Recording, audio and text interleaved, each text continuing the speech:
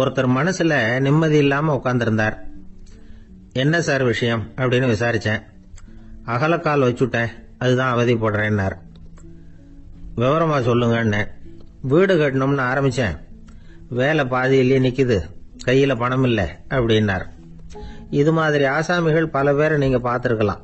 இவங்கெல்லாம் சுலபமா மன அழுத்தத்துக்கு ஆளாயிடுறாங்க. மன உளைச்சல், அதாவது ஸ்ட்ரெஸ் அப்படின்னு சொல்றோமே, அதுக்கு அடிப்படையான சில காரணங்கள் உண்டு. அதாவது மிகையாக திட்டமிடுதல் அப்படிங்கறதும் ஒரு முக்கியமான காரணம். நடைமுறை சாத்தியம் என்னங்கிறத மனசுல வச்சுக்கிட்டு எந்த திட்டத்தையும் தீட்டணும், அப்பதான் அது சரியா வரும். ரெண்டாவது காரணம் என்ன தெரியுமா? ஒரே நேரத்தில் பல்வேறு செயல்களில் ஈடுபடுறது. தொலைபேசியில் பேசிக்கிட்டே கையில் இருக்கிற கடிதத்தை படிச்சுக்கிட்டே எதிரில் உட்காந்துக்கிட்டு இருக்கிறவருக்கும் அப்பப்போ பதில் சொல்லிக்கிட்டு மனசில் பல்வேறு சிந்தனைகளை அப்படியே ஓட விட்டுக்கிட்டு இருக்கிறது, இதுவும் மன அழுத்தத்தை உண்டாக்குது. மூணாவது காரணம், எதிலேயும் வெற்றி மட்டும் எதிர்பார்க்கிற ஒருதலைபட்சமான ஆர்வம். நாம தொட்டதெல்லாம் வெற்றியாவே முடியணும் அப்படின்னு எதிர்பார்க்கறவங்க ஏதாவது ஒண்ணுல தோல்வியை கண்டா தோண்டு போயிடுறாங்க. எப்படியும் முடியலாம்ங்கிற எண்ணம் ஏற்கனவே நமக்குள்ள இருந்துட்டுதுன்னா அந்த அவஸ்தை வராது. அதனால அதுவும் நம்ம வளர்த்து கொள்ள வேண்டிய ஒரு குணம். மன உளைச்சல் ஏற்படுறதுக்கு இன்னொரு காரணம், எதையும் வேகமா செஞ்சுடணும் அப்படிங்கிற துடிப்பு. அந்த துடிப்பே மனசை அழுத்த ஆரம்பிச்சிடும்.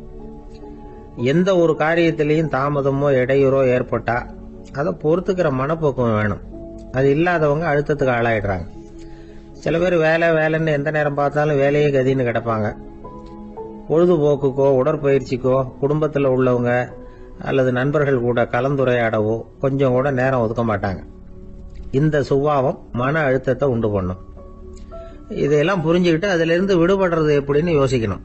வல்லுநர்கள் இது தொடர்பாக சில யோசனைகளை சொல்லி வச்சிருக்கிறாங்க. அது என்னன்னா, வாழ்க்கைங்கிறது பிரச்சனைகளால பின்னப்பட்ட ஒன்று. அது எப்பவுமே முடிவடையாத ஒரு தொடர்கதை அப்படிங்கறத முதல்ல நாம புரிஞ்சுக்கணும். ஒரே நேரத்தில் ஒரு காரியத்துல மட்டுமே நாம கவனம் செலுத்தணும். அடுத்தவங்க காரியத்துல தலையிடக்கூடாது. எதையும் பேச ஆரம்பிக்கிறதுக்கு முன்னாடி நம்மை நாமே கேட்டுக்க வேண்டிய கேள்வி 2. 1, நான் சொல்ல போறது ரொம்ப முக்கியமானதா? 2வது, நான் சொல்றத அவங்க கேட்கறதுக்கு ஆசைப்படுறாங்களா? நான் பேசுறதுக்கு அது சரியான நேரம் தானா? இதை யோசிச்சு பார்த்ததுக்கு அப்புறம் எதையும் பேச ஆரம்பிக்கணும். முடிஞ்ச அளவுக்கு வளைந்து போகிற சுபாவத்தை வளர்த்துக்கணும். நம்ம நேரம் விலை மதிப்பு இல்லாதது, அதை வீணாக்கக்கூடாது. சிரிக்க தெரியலனாலும் பரவாயில்ல, முகத்துல கொஞ்சம் புன்முறுவலாவது காட்டணும். இதெல்லாம் ரொம்ப முக்கியம். அடுத்தவங்க ஏதாவது செஞ்சா உடனே நன்றி சொல்ல மறக்கப்படாது. தினமும் கொஞ்ச நேரத்தை தனிமையில செலவு பண்ணணும். மன உளைச்சல் இருந்து விடுபடுறதுக்கு 3 முக்கிய வழிகள் சொல்றாங்க. அதை சுருக்கமா ரெட் அப்படின்னு சொல்றாங்க. RED ஆங்கில எழுத்துல. அந்த முதல் எழுத்து R, அது என்னன்னா ரிலாக்ஸேஷன், அதாவது இடை ஓய்வு. 2வது E எக்ஸர்சைஸ், உடற்பயிற்சி. 3வது டயட், திட்டமிட்ட உணவு முறை. அதனால தியானம், மூச்சு பயிற்சி இதெல்லாம் இந்த இடை ஓய்வுக்கு வழிகள். எந்த வேலையையும் தொடர்ந்து செய்யக்கூடாது. எல்லார்கிட்டையும் கலகலப்பா பழகணும். மாசத்துக்கு ஒரு நாளாவது குடும்பத்தோடு வெளியில போயிட்டு வரணும். சுலபமான உடற்பயிற்சிகளை செய்யலாம். உடற்பயிற்சிங்கிறது நமக்காக நாம செய்கிற ஒரு நீண்ட கால முதலீடு அப்படின்னு சொல்லுவாங்க. அதாவது லாங் டேர்ம் இன்வெஸ்ட்மெண்டா. அளவோட சாப்பிடணும், மெதுவா சாப்பிடணும். இதெல்லாம் கொஞ்சம் மனசுல வச்சுக்கிட்டு நடந்துக்கிட்டா மகிழ்ச்சியா வாழலாம். சில பேர் சாப்பாட்டு விஷயத்துல ரொம்ப அக்கறை எடுத்துக்கிறது உண்டு. ஒரு குண்டு ஆசாமி சாப்பிட உட்கார்ந்தார். முதல்ல ஒரு மாத்திரை சாப்பிட்டார். எதுக்குன்னு கேட்டோம். பசி எடுக்கிறதுக்குன்னார். சாப்பிட்டு முடிச்சார். பிறகு மறுபடியும் ஒரு மாத்திரை சாப்பிட்டார். இது எதுக்குன்னு கேட்டோம். சாப்பிட்டது ஜீரணமாகறதுக்கு அப்படின்னார். ஒரு நீதிமன்றம், அங்க ஒரு கொலை வழக்கு சம்பந்தமா விசாரணை நடந்துகிட்டு இருக்குது. அந்த வழக்கறிஞர் ரொம்ப தீவிரமா வாதாடிட்டு இருக்கிறார். தன்னுடைய கட்சிக்காரர் நிரபராதிங்கிறது அவருக்கு நல்லா தெரியும். அதனாலதான் அவர் சார்பா வாதாடுறதுக்கே ஒத்துக்கிட்டார். அப்படி அவர் மும்முரமா வாதாடிக்கிட்டு இருக்கிற சமயத்துல அவசரமா தந்தி ஒண்ணு சேர்ந்தது. அதை வாங்கி படிச்சு பார்த்தார். அதுக்கப்புறம் அதை மடிச்சு தன்னுடைய கோட்டு பையில வச்சுக்கிட்டு தொடர்ந்து வாதாட ஆரம்பிச்சுட்டார். பேசி முடிச்சாரு. அதுக்கப்புறம் அங்க கோர்ட்ல இருந்த சக வக்கீல்கள் அவர்கிட்ட வந்தாங்க. தந்தி ஒண்ணு என்ன விஷயம் அப்படின்னு விசாரிச்சாங்களாம். அப்போ அவர் சொல்லியிருக்கிறார், ஊரில் சிகிச்சைக்காக போயிருந்த என்னுடைய மனைவி இறந்து போனதா தந்தி வந்திருக்குது அப்படின்னாராம். மற்ற வக்கீல்களுக்கு அதிர்ச்சி. என்னங்க இது, மனைவி இறந்ததை விட கேஸு முக்கியமா உங்களுக்கு அப்படின்னு கேட்டிருக்கிறாங்க. இறந்து போன என் மனைவி மறுபடியும் திரும்பி வர போறதில்ல, ஆனால் என்னுடைய கட்சிக்காரர் ஒரு கொலை வழக்கில் மாட்டிக்கிட்டார். அவரும் நிரபராதி. அவர் உசுரை நான் காப்பாற்ற வேணாமா, இதுதான் என்னுடைய கடமை அப்படின்னாராம். இப்படி இவர் சொன்னதும் எல்லாரும் அப்படியே திகைச்சு போய் நின்றுட்டாங்களாம். சரி, கடமைக்கு முக்கியத்துவம் கொடுத்த அந்த வழக்கறிஞர் யார் தெரியுமா? அவர் தான் இரும்பு மனிதர் சர்தார் வல்லபாய் பட்டேல். குஜராத் மாநிலத்தில் 1875 அக்டோபர் 31 அன்றைக்கு ஜாவேரி பாய் அப்படிங்கிறவருக்கு 4வது பிள்ளையா அவர் பிறந்தாராம். இந்த ஜாவேரி பாய் யார் தெரியுமா? ஜான்சி ராணி லட்சுமி பாய் போர் படையில் ஒரு வீரரா பணிபுரிஞ்சவர். இளம் வயசுல வல்லபாய் பட்டேல் ரொம்ப சிரமப்பட்டு படிச்சிருக்கார். விடாமுயற்சி வெற்றியை கொடுத்தது. கல்லூரியிலையும் காலடி வச்சார். அதுக்கப்புறம் வக்கீல் பட்டத்தையும் வாங்கினார். பிரிட்டிஷ் ஆட்சி நடந்துகிட்டு இருந்த சமயம் குஜராத்தை சேர்ந்த பர்டோலி தாலுகாவில் விவசாயிகள் மேலே அரசாங்கம் திடீர்னு நில வரியை வசதி விட்டுதான். ஏழை விவசாயிகள் ரொம்ப கஷ்டப்பட்டிருக்காங்க. அரசாங்கம் வரி செலுத்தாத விவசாயிகளின் நிலங்களை எல்லாம் ஜப்தி செஞ்சுதான். அரசாங்கத்தை எதிர்க்கிறவங்களையெல்லாம் கைது பண்ணி சிறையில் அடைச்சுட்டாங்களாம். சில பேர் வீடு வாசல் ஆடு மாட்டையெல்லாம் விற்று கூட வரி கட்ட வேண்டிய நிலைமைக்கு ஆளாயிட்டாங்க. வழக்கறிஞர் வல்லபாய் பட்டேல் நில வரியை உடனே ரத்து பண்ணணும் அப்படின்னு பம்பாய் கவர்னருக்கு ஒரு கடிதம் எழுதினார். எந்த பலனும் இல்லை. உடனே எல்லா விவசாயிகளையும் அணி திரட்டினார். அதுக்கு தானே தலைமை தாங்கினார். சத்தியாகிரகம் நடத்தினார். அந்த பகுதியில் எந்த வேலையும் நடக்கலை. வேற வழி இல்லை. ஆட்சியாளர்கள் உடனே வரியை ரத்து பண்ணாங்க. சிறையில் இருந்தவங்களெல்லாம் வெளில விட்டாங்க. 1928 ஆகஸ்ட் 6 சர்க்காருக்கும் விவசாயிகளுக்கும் இடையில ஒரு உடன்பாடு ஏற்பட்டது. அதுக்கப்புறம் தான் நிலைமை சரியா போச்சான். வல்லபாய் பட்டேலின் பொது சேவையை பாராட்டின பொதுமக்கள் அவருக்கு சர்தார் அப்படிங்கிற பட்டத்தை கொடுத்தாங்களாம். சர்தார்னா தலைவர் அல்லது தளபதினு அர்த்தம். இரும்பு மனிதர்னு இவருக்கு பேர். இருந்தாலும் நகைச்சுவை உணர்வும் இவருக்கு நிறைய உண்டு. ஒரு தடவை ஒரு பத்திரிகை நிருபர் வந்திருக்கார். சர்தார் பட்டேல் கிட்ட அவருக்கு பிடிச்ச பண்பாடு கலாச்சாரம் எது அப்படின்னு கேட்கணும்னு ஆசை. அதனால அவரை பார்த்து கேட்டாராம், ஏங்க உங்களுக்கு பிடிச்ச கல்ச்சர் எது அப்படின்னு கேட்டிருக்காரு. இதுக்கு சர்தார் பட்டேல் சொன்ன பதில் என்ன தெரியுமா? எனக்கு பிடிச்ச கல்ச்சர் அக்ரிகல்ச்சர் அப்படின்னாராம். கத்திய தீட்டாதே புத்திய தீட்டு அப்படின்னு ஒரு பெரியவர் புத்தி சொன்னார். அதை கேட்ட ஒரு இளைஞன், அது எப்படி பெரியவரை புத்திய தீட்டுறது? கத்திய தீட்டுன்னு சொன்னா ஒரு கருங்கல்ல கத்திய தேய்க்கலாம். புத்திய தீட்டுன்னு சொன்னா எப்படி தலையை கொண்டுட்டு போய் தரையில தேய்ச்சிக்கிட்டு இருக்க முடியுமா அப்படின்னா. அந்த பெரியவர் உடனே புரிஞ்சுக்கிட்டார், இந்த இளைஞனுக்கு புத்தி கூர்மை கம்மி அப்படிங்கிறத புரிஞ்சுக்கிட்டார். அது சரி, அறிவுக்கும் புத்திசாலித்தனத்துக்கும் என்ன வித்தியாசம்? இது ஒரு முக்கியமான கேள்வி. அறிவுன்னா என்ன, புத்திசாலித்தனம்னா என்ன? இதே கேள்வியை சாக்ரட்டிஸ் கிட்ட அவருடைய சீடன் ஒருத்தன் கேட்டானா. ஐயா, அறிவுக்கும் புத்திசாலித்தனத்துக்கும் என்னங்க வித்தியாசம் அப்படின்னு கேட்டிருக்கான். சாக்ரட்டிஸ் நிமிர்ந்து பார்த்திருக்கிறார் அந்த சீடனை. அதுக்கப்புறம் சொன்னாராம், நான் சொல்றேன் உன்னுடைய கேள்விக்கு பதில், ஆனா அதுக்கு முன்னாடி நீ ஒரு காரியம் பண்ணணும்னாராம். என்னங்க செய்யணும் சொல்லுங்கன்னு இருக்கான். அதோ பாரு, ஒரு பெரியவர் உட்காந்துருக்கிறாரு, அவர்கிட்ட போ, இங்கேருந்து பக்கத்தில் இருக்கிற அந்த கிராமத்துக்கு போய் சேர எவ்வளவு நேரம் ஆகும் அப்படின்னு கேட்டுட்டு வா அப்படி சொன்னார் சாக்ரட்டிஸ். சரின்னு சொல்லிவிட்டு இவன் போனான். அந்த பெரியவர் முன்னாடி போய் நின்னான்.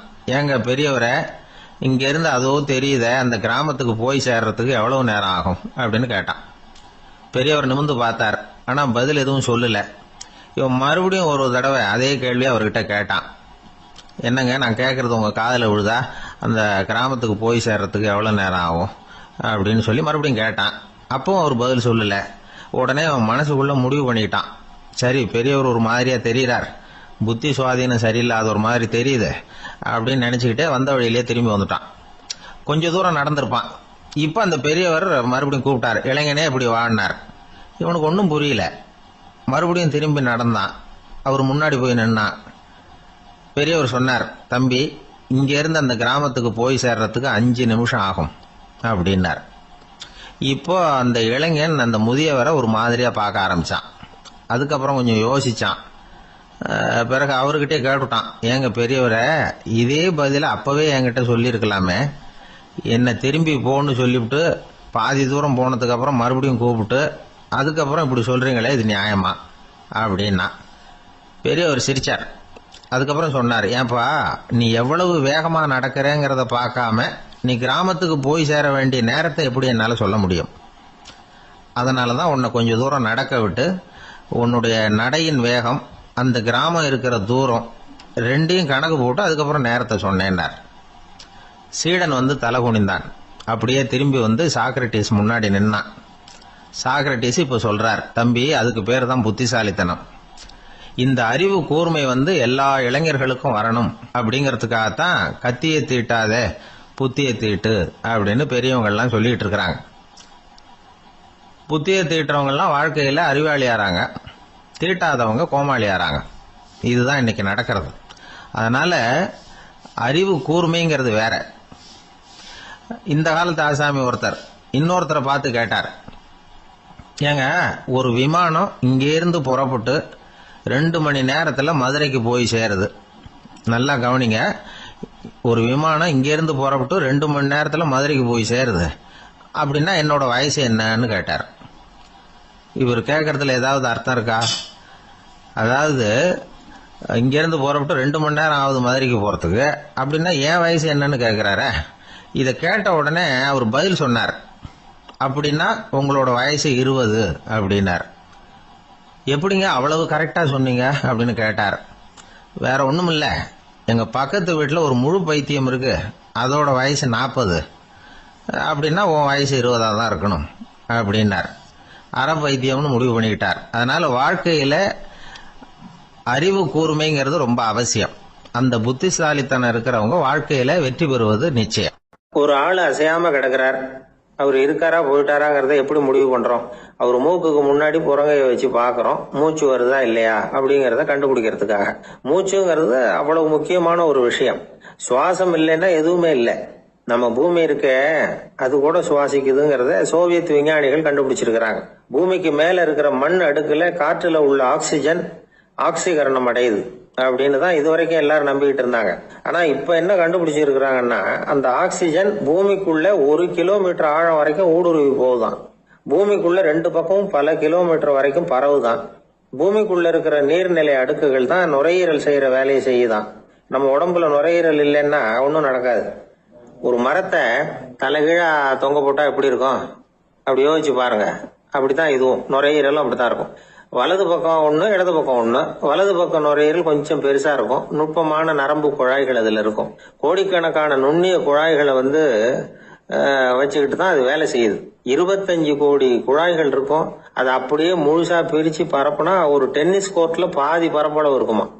நுரையீரல் நிறம் கருஞ்சிவப்பு தான். புகை அதிகமா உள்ள போச்சுன்னா அது கருப்பாயிடுது. காத்துல உள்ள பிராணவாயுவை இது இழுத்து எடுத்துக்கிட்டு ரத்தத்தை சுத்தப்படுத்துற முக்கியமான வேலையை இது செய்யுது. அசுத்த காத்தை வெளியில அனுப்பி வச்சிருது. ஒருத்தர் வேகமா ஓடி வர்றார், அவருக்கு மூச்சு இறைக்கும். பயங்கரமா எதையாவது பார்த்து விடுறார், உடனே மூர்ச்சி ஆயிடுவார். இது மாதிரி சமயங்கள்ல வேற எந்த தூண்டுதலும் இல்லாம நுரையீரல் தானாவே இயங்கும். இப்படி ஒரு அவசியம் ஏற்படுறப்போ இயக்கத்தை தூண்டி விடுற முக்கியமான இணைப்பு மூளைக்கு கீழே முதுகு எலும்புக்கு மேற்பகுதியில் இருக்குது. அது உடனே சுவாசத்துக்கு அவசர உதவியை கொடுக்குது. இப்ப ஒருத்தர் பேசாம உட்கார்ந்துருக்கார். இந்த சமயத்துல அவருக்கு 1 பங்கு காத்து தேவைப்படுதுன்னு வச்சுக்கோங்க. அவர் எழுந்திருச்சு நடக்கும் பொழுது 1.5 மடங்கு தேவைப்படும். ஓடினார்னா 3 மடங்கு தேவைப்படும். படுத்திருக்கிறப்ப 1/2 மடங்கு தான் தேவைப்படும். இதுக்கு நிமிஷத்துக்கு 16 தடவை மூச்சு விட்டாகணும். இப்படி சாதாரணமா உள்ள இழுக்கிற காத்து கொஞ்சம் தான் இருந்தாலும் இது மாதிரி 8 மடங்கு காத்தை உள்ள இழுத்து வச்சுக்கிற சாமர்த்தியம் நுரையீரலுக்கு இருக்குதான். தண்ணி, நுண்கிருமிகள், ரசாயன பொருள் இப்படி எது உள்ள போனாலும் நுரையீரல் சமாளிச்சுக்கும்.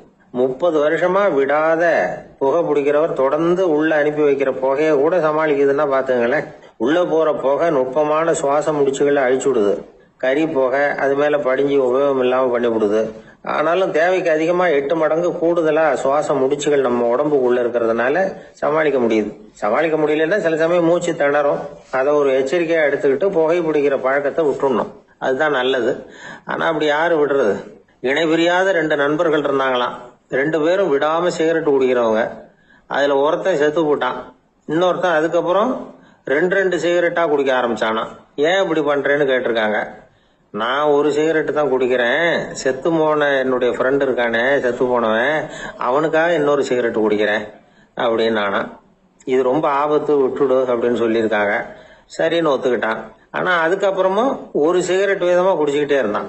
சிகரெட் பழக்கத்தை நீ இன்னும் விடலையான்னு கேட்டாங்களாம். அந்த பழக்கத்தை நான் எப்போ விட்டுட்டேன், இப்ப நான் குடிக்கிறது என் ஃப்ரெண்டுக்காக அப்படின்னு நானும். இவங்கெல்லாம் எப்படி திருந்துறது? ஒரே ஒரு ஊர்ல ஒரு அம்மா இருந்தாங்க. அந்த அம்மாவுக்கு ஒரே ஒரு பிள்ளையாண்டான். அவனுக்கு ரொம்ப அக்கறையோட கல்யாணம் பண்ணி வச்சாங்க. கல்யாணம் முடிஞ்சதும் மருமக பொண்ணு வீட்டுக்கு வந்து சேர்ந்தது. அப்பாடா, என் கடமை முடிஞ்சது, இனிமே அக்கடான்னு எங்கேயாவது ஒரு மூலையில படுத்து கிடக்கலாம் அப்படின்னு நினைச்சாங்க அந்த அம்மா. ஆனா நினைக்கிறபடி எங்க நடக்குது? அதுக்கப்புறம் தான் பிரச்சனையே ஆரம்பமாச்சு. மருமகள் குணம் சரியில்லை, ஒரு மாதிரி. அந்த பொண்ணு வீட்டுக்கு வந்ததுமே முதல் வேலையா மாமியாரை பார்த்து, அதுதான் நான் வந்துட்டேன்ல, இனிமே உங்களுக்கு என்ன வேலைங்க, புறப்பட வேண்டியது தானே, காசி ராமேஸ்வரம்னு எங்கேயாவது போங்க அப்படின்னுட்டு தான். மாமியார் பார்த்தாங்க, கொஞ்சம் யோசனை பண்ணாங்க. இந்த பாருமா, நீ இப்படி சொல்றதுக்கு முன்னாடியே வீட்டை விட்டு புறப்படணுங்கிற முடிவுக்கு நான் வந்துட்டேன். வீட்டை மட்டும் இல்லை, இந்த உலகத்தை விட்டே கூட போறதுக்கு தயாரா இருக்கிறேன். ஆனா ஒரே ஒரு விஷயத்துக்காக என் உயிரை கையில பிடிச்சிக்கிட்டு இருக்கிறேன் அப்படின்னாங்களாம். என்ன விஷயம்னு கேட்டது இந்த மருமக பொண்ணு. வேற ஒண்ணும் இல்ல, என் பிள்ளைக்கு கல்யாணம் பண்ணி வச்சுட்டேன். ஒரு பேர புள்ள பிறந்து அதை என் கண்ணால பாத்துட்டேன்னா நான் எங்க வேணும்னாலும் போறதுக்கு தயாரா இருக்கிறேன் அப்படின்னாங்களாம் அந்த மாமியார். மாமியார் இப்படி சொல்றதுலயே நியாயம் இருக்கிறதாக பட்டுது அந்த பொண்ணுக்கு. சரி, அப்படியே இருந்து பார்த்துட்டு போகலாம் அப்படின்னு அனுமதி கொடுத்தது. கொஞ்ச காலத்துல ஒரு பேரன் பிறந்தான். அந்த அம்மாவும் பேரனை கண்ணால பாத்துட்டாங்க. சரி, பேரனை பார்த்தாச்சுல்ல, இனிமே புறப்பட வேண்டியது தானே அப்படின்னது மருமக பொண்ணு. மாமியார் பார்த்தாங்க, நீ சொல்றது சரிதாம்மா, அதுல ஒன்றும் தப்பு இல்லை. என்னோட பேரன் உங்களை அம்மா அப்பான்னு கூப்பிடுறத என் காது குளிர கேட்டுட்டு போயிடுறேனே அப்படின்னாங்களாம். சரி, அந்த ஆசையை நிறைவேறட்டும் அப்படின்னு காத்துக்கிட்டு இருந்தாங்க. பேரன் வளர்ந்தான், நடந்தான், பள்ளிக்கூடம் போனா, பெரியவனானா. மருமக பொண்ணு மறுபடியும் மாமியாரை விரட்ட ஆரம்பிச்சுட்டுது, இன்னும் புறப்புள்ளியான்னு. இதை பாருமா, இது வரைக்கும் இருந்துட்டேன். பேரனோட கல்யாணத்தையும் கண்ணால பார்த்தாதான் இந்த கட்டை வேகும் போல இருக்குது அப்படின்னு சொல்லி ஒரு மாதிரியா பேச ஆரம்பிச்சாங்க. இதுவும் நியாயமான ஆசையா தான் படுது அப்படின்னு அது யோசிச்சிருக்கு அந்த பொண்ணு. சரின்னு அதுக்கும் ஒத்துக்கிட்டது. உடனே பேரனுடைய கல்யாணமும் முடிஞ்சது ஒரு வழியா.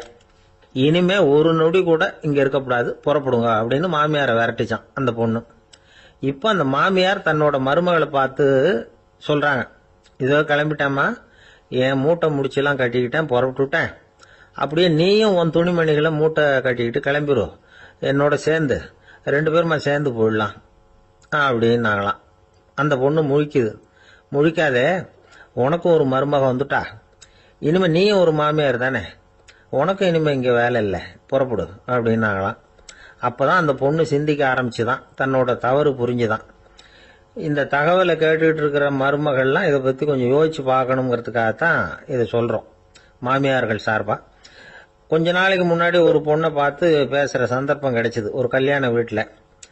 அந்த பொண்ணு சொல்லிச்சு, சார் எனக்கு கல்யாணம் ஆகி 15 வருஷம் ஆகுது, நான் மாமியார்கிட்ட சண்டை போட்டதே இல்லை அப்படின்னு ரொம்ப அடக்கமா சொல்லிச்சு. அது எப்படிமா சாத்தியமாச்சுன்னு கேட்டோம். எனக்கு கல்யாணம் ஆகி 15 வருஷம் தான் ஆச்சு, ஆனா என் மாமியார் செத்து போய் 20 வருஷத்துக்கு மேல ஆயிட்டுது அப்படின்னுது. ஒரு நண்பர் வந்தார், ரொம்பவும் இறுக்கமா உடை அணிஞ்சிருந்தார். அதாவது ஆடைக்குள்ள அவர் மாட்டிக்கிட்டு இருந்தது மாதிரி தெரிஞ்சது.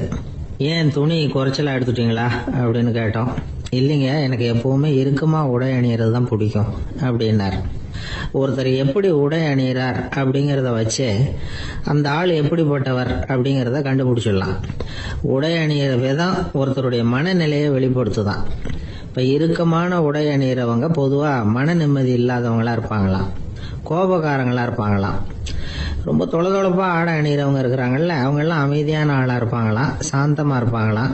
இவங்கெல்லாம் போராடுறதுக்கு சரியா வரமாட்டாங்களாம். இப்படி ஒரு கணிப்பு இருக்குது. அதனாலதான் போர் வீரர்களுக்கெல்லாம் இறுக்கமான உடையை தான் கொடுக்கறது வழக்கம். ஆனா சன்னியாசிகளை பாருங்க, அவங்களுக்கெல்லாம் ரொம்ப தொலை உடைகள் தான். அவங்கெல்லாம் டைட் பேண்ட் போட்டுக்கிட்டு நிக்க மாட்டாங்க சன்னியாசிகள்லாம். அதே மாதிரி சன்னியாசிகள்லாம் காவி உடைய தேர்ந்தெடுக்கிறதுக்கும் காரணம் உண்டு. பல ஆண்டுகள் சோதனை செஞ்சு பார்த்துட்டு தான் சன்னியாசத்துக்கு காவி தான் சரி அப்படின்னு முடிவு பண்ணியிருக்கிறாங்க. இப்ப பௌதிக விஞ்ஞானப்படியும் அதுதான் சரி. அதாவது சூரிய ஒளியில 7 வண்ணங்கள் உண்டு. ஒரு பொருள் மேல அது விழும் பொழுது அந்த பொருள் நமக்கு சிவப்பா தெரிஞ்சதுன்னா அந்த பொருள் சிவப்பை தவிர மற்ற எல்லா நிற கதிர்களையும் உள்வாங்கிக்கிட்டு சிவப்பு நிறத்தை மட்டும் வெளியில விடுது. அதாவது விலக்கி விடுது. அதனால தான் அந்த பொருள் சிவப்பா தெரியுது. உடல் ஆரோக்கியத்துக்கு ஓரளவு சிவப்பு தேவைப்படுது. அதனால தான் காவி உடை அணிஞ்சா சூரிய ஒளி ஓரளவு சிவப்பை விலக்கிவிடும். அதாவது சிவப்பின் பலனும் கிடைக்கும், இந்த சிவப்பின் கெடுதலும் இல்லை அப்படின்னு யோசனை பண்ணாங்க. காவி உதய வேளையின் நிறம். கீழ் வானத்துல கதிர் உதிக்கிற வேளையில முதல் ஒளி தோன்றுகிற நேரத்துல காவி நிறம் தான் கசியும். தியானம் செய்யறப்போ முதல்ல காணக்கூடிய ஒளி காவி நிறம் தான். தியானத்தின் உச்ச நிலையின் நிறம் நீலம். தியானம் காவி நிறத்துல ஆரம்பமாகி நீல நிறத்துல நிறைவடைகிறது அப்படிங்கிறார் ஓஷோ. நீலம் தியான சிகரம், காவி தியான ஆரம்ப குறியீடு, ஒரு சன்னியாசியின் ஆரம்ப தரிசனம் அப்படிங்கிறார் அவர். ஒருத்தர் நாள் பூரா காவி உடைய அணிஞ்சிருந்தா அந்த நிறம் அவருக்கு தியானத்தை பற்றிய நினைவை ஊட்டிக்கிட்டே இருக்கும். இப்படியே ஆடைக்கும் தியானத்துக்கும் இடையில ஒரு தொடர் ஏற்படுது. ஒரு துறவியின் உள்ளார்ந்த பண்பா அது மாறுது. கடை வீதியில ஒரு பொருள் வாங்க போறோம், அது மறந்துடக்கூடாதுங்கிறதுக்காக ஞாபகம் முடிச்சு போட்டுக்கிறோம். அந்த முடிச்சுக்கும் பொருளுக்கும் தொடர்பு இல்லை. ஆனா கடை வீதிக்கு போன உடனே அந்த முடிச்சு அந்த பொருளை ஞாபகப்படுத்துது. அதாவது அந்த முடிச்சு ஒரு தொடர்பு அம்சமா அமையுது. அது மாதிரி தான் காவி உடையும். ஒரு துறவி நடக்கும் பொழுது, சாப்பிடும் பொழுது, குளிக்கும் பொழுது அவருடைய காவி உடை அவருக்கு ஞாபகப்படுத்திக்கிட்டே இருக்கும். அது ஒரு நிலைப்படுத்தப்பட்ட நினைவாக ஞாபக முடிச்சாக மாறிடுது. காவி ஆடை இல்லைன்னா ஒருத்தரால துறவியாக முடியாதுன்னு அர்த்தம் இல்லை. அதே நேரத்துல காவி ஆடையால ஒன்றும் பிரயோஜனம் இல்லை, அதுல ஒன்றும் அர்த்தம் இல்லை அப்படின்னு சொல்லிட முடியாது. இதுதான் உண்மை. இவ்வளவு தூரம் காவி ஆடையை பத்தி சொல்றதுனால எல்லாரும் சன்னியாசியா போடுங்க அப்படின்னு நாம சொல்றதாக யாரும் நினைச்சிடக்கூடாது. மனசுக்கும் நிறத்துக்கும் உள்ள சம்பந்தத்தை தெரிஞ்சுக்கிறதுக்காக தான் இவ்வளவு. நமக்கு தெரிஞ்ச நண்பர் ஒருத்தர் இருக்கிறார், ஆபீஸ்ல வேலை பார்க்கிறவர். ஒவ்வொரு மாசமும் 20ஆம் தேதிக்கு பிறகு அவரை போய் பாத்தீங்கன்னா காவி உடை அணிஞ்சுக்கிட்டு, கண்ணை மூடிக்கிட்டு, கை ரெண்டையும் விரிச்சு வச்சுக்கிட்டு தியானத்திலேயே உட்காந்துருப்பாரு. ஏன் இப்படி பண்றீங்கன்னு கேட்டேன். அதாவது 20ஆம் தேதிக்கு பிறகு என் கையில ஒரு பைசா கூட கிடையாது, ஒரு சன்னியாசி லெவல்ல இருக்கிறேன், என்கிட்ட எதுவும் செலவுக்கு கேட்காத அப்படின்னு என் மனைவிக்கு நாசூக்கா உணர்த்துறதுக்காக அப்படி உட்காந்துருப்பேன் அப்படின்னு விளக்கம் கொடுக்கிறார் அவர். ஒரு ஊர்ல ஒரு கோயில் இருந்தது, ரொம்ப பழைய கோயில். உள்ள போறதுக்கே பயமா இருக்கும், எந்த நேரத்துல இடிஞ்சு விழுந்துருமோ அப்படிங்கிற பயம். அப்படி இருந்ததுனால யாரும் துணிஞ்சு சாமி கும்பிடுறதுக்கு அங்க போறதில்ல. கோயிலுக்கு வர்ற கூட்டம் கொஞ்சம் கொஞ்சமா குறைய ஆரம்பிச்சுட்டுது. கோயில் நிர்வாகிகள் எல்லாரும் கூடி உட்காந்து பேசினாங்க. என்ன பண்ணலாம்னு யோசனை பண்ணாங்க. எந்த இடம் மோசமா இருக்கோ அந்த இடத்த பழுது பார்த்தாங்க. அங்க எங்க வர்ணத்தை பூசி கொஞ்சம் அழகுபடுத்தி பார்த்தாங்க. ஏதோ இந்த ஊர்ல கோயில்னு ஒண்ணு இருக்கு, அது மக்களுக்கு தெரியணும் அப்படிங்கிறதுக்காகத்தான் அப்படிலாம் பண்ணாங்க. இருந்தாலும் கோவில் இருக்கிற நிலைமை மக்களுக்கு தெரியும், அதனால அங்க வர்றது குறைச்சிக்கிட்டாங்க அவங்க. ஒரு கட்டத்துல யாருமே வர்றதில்லை, நிலைமை அந்த அளவுக்கு ஆயிட்டுது. மறுபடியும் கோவில் நிர்வாகிகள் கூட்டம் நடந்தது.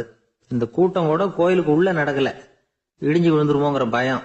அதனால வெளியில தான் உட்காந்து கூட்டத்தை நடத்தினாங்க. ஏன்னா உள்ள போறதுக்கு அவங்களுக்கும் துணிச்சல் கிடையாது, எந்த நேரமும் விழுந்துரும் போல இருந்தது அது. அது வழியா போறவங்க கூட வேகமா அந்த இடத்த கடந்து போக ஆரம்பிச்சுட்டாங்க. கோவில் நிர்வாகிகள் வெளியில உட்காந்து கூட்டம் போட்டாங்க இல்லையா, அந்த கூட்டத்துல 4 தீர்மானங்களை நிறைவேற்றினாங்க. அது என்ன 4 தீர்மானம்னா, முதல் தீர்மானம், இந்த கோவிலை இடிப்பது அப்படிங்கிற முடிவை இந்த கமிட்டி மிகவும் வருத்தத்துடன் ஏற்றுக்கொள்ளுகிறது அப்படின்னு நிறைவேற்றினாங்க. இதுக்கு பதிலா இன்னொரு கோவிலை உடனடியாக கட்டி முடிச்சுடணுங்கிறது 2வது தீர்மானம். 3வது தீர்மானம் என்ன தெரியுமா, பழைய கோவிலின் கதவுகள், அதிலிருந்து பிரிச்சு எடுக்கிற செங்கல், இதையே புது கோவில் கட்டுவதற்கு பயன்படுத்தி கொள்ள வேண்டியது. பழைய கோவில் இருந்த மாதிரியே அதே வடிவத்துல புது கோவிலையும் கட்ட வேண்டியது. பழைய கோவிலின் அஸ்திவாரத்தை அப்படியே வச்சுக்கிட்டு அதுக்கு மேல நாம கோயிலை கட்டிக்க வேண்டியது. இதுதான் 3வது தீர்மானம். இதையும் கமிட்டி முழு மனசோட ஏத்துக்கிட்டது. இது வரைக்கும் சரி. இப்ப அந்த கமிட்டி 4வதா ஒரு முக்கியமான தீர்மானத்தை கொண்டுகிட்டு அதையும் ஏகமனதா நிறைவேற்றி விட்டது. அது என்ன தீர்மானம்னா, புதிய கோவில் கட்டி முடிக்கிற வரைக்கும் பழைய கோவிலை இடிக்கிறதில்லை அப்படிங்கிற தீர்மானம். எப்படி இருக்குது பாருங்க இது. பழசை இடிக்காத வரையில அதே இடத்துல புதுசா எப்படி கட்ட முடியும்? பல விஷயங்கள்ல நாம நடந்துகிற முறையும் இப்படிதான் இருக்குதான். வாழ்க்கையில முன்னேறணும்னு ஆசைப்படுவோம், அதே நேரத்துல அந்த முன்னேற்றத்துக்கு எது தடையா இருக்கோ அதை விட்டு விடுறதுக்கும் மனசு வராது. வெளிநாட்டுல ஒரு பெரிய விருந்து நடந்துகிட்டு இருந்துதான். எல்லாரும் மது கோப்பையும் கையுமா அலைஞ்சுகிட்டு இருக்கிறாங்க. ஒருத்தர் மட்டும் கையில எதுவும் இல்லாம ரொம்ப நல்ல பிள்ளையா சாதுவா ஒரு ஓரமா தனியா உட்கார்ந்துருக்கிறார். அவர்கிட்ட நெருங்கி வாங்க மது சாப்பிடலாம் அப்படின்னு கூப்பிட்டாங்களாம். என்ன வற்புறுத்தாதீங்க, நான் என் மனசுக்குள்ள உறுதியா தீர்மானம் பண்ணிவிட்டேன் அப்படின்னாராம்.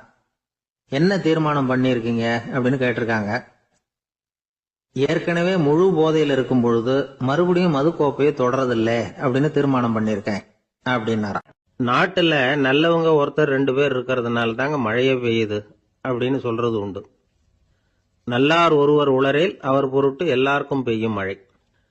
சில சமயம் ரொம்ப பேர் திடீர்னு நல்லவங்களா ஆயிடுவாங்க போல இருக்கு. அதனால தான் விடாம பேய் மழையா கொட்டி தீர்த்துடுது.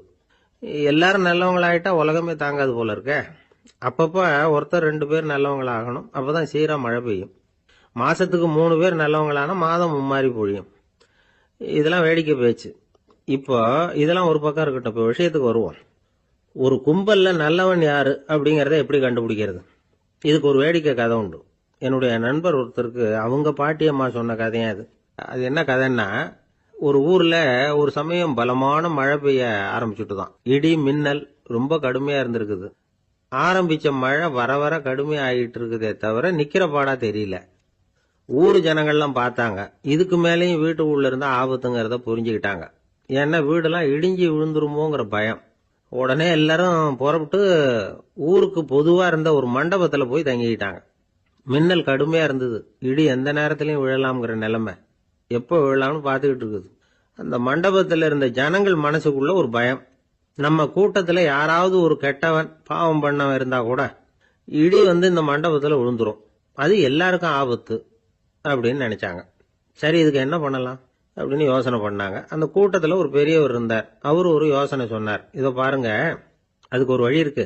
அதோ எதிர்த்தாப்புல கொஞ்சம் தூரத்துல ஒரு உயரமா மரம் ஒண்ணு இருக்கு பாருங்க. பொதுவா இடி சுலபமா விழறது அது மாதிரி உயரமான மரத்துல தான்.